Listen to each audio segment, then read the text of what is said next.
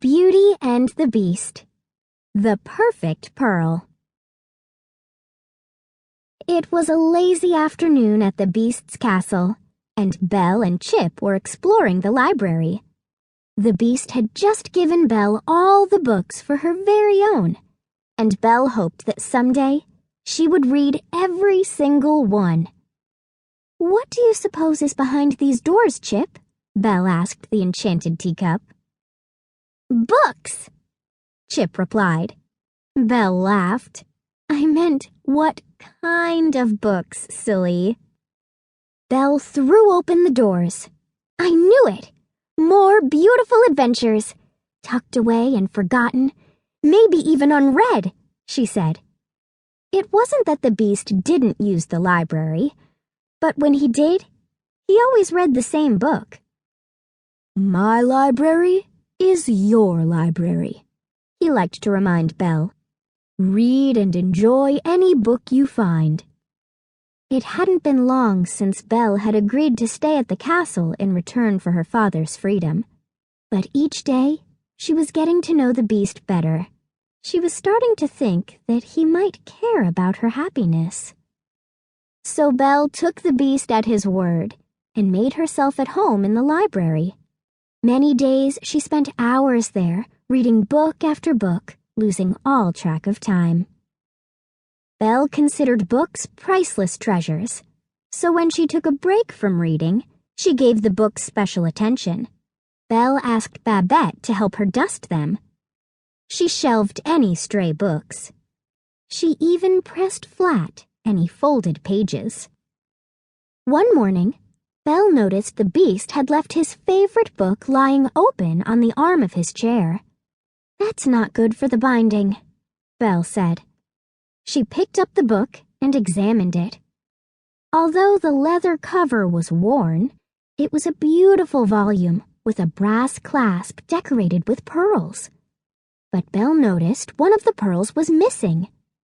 Belle looked around on the floor in case it had fallen out just then. Chip helped her search. "I found something," he called. There, by the library door, was a single perfect pearl. "Let's see if it fits," Belle suggested. She dropped the pearl into the hole in the clasp. "It's perfect," said Chip. But the pearl was loose and wouldn't stay put. "I have an idea," Belle said. "This book is obviously the Beast's favorite. I'll fix it up a bit at a time. As the finishing touch, I'll reattach the pearl." "Then you can surprise him!" Chip cried. Belle nodded. She was happy to do something nice for the Beast. Belle got right to work. She borrowed some rags and polish from Mrs. Potts and gently cleaned the leather cover. Then she put the book back on the Beast's chair so he wouldn't miss it. But when the Beast came into the library, he didn't pick up his book. He seemed to be looking for something.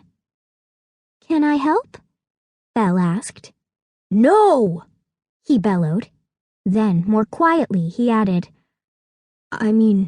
No, excuse me." Without another word, he left the room. Belle was surprised, but shrugged it off, assuming the Beast's bad mood would pass. At least this time he had apologized for his rude behavior. That afternoon, Belle did some more work on the book.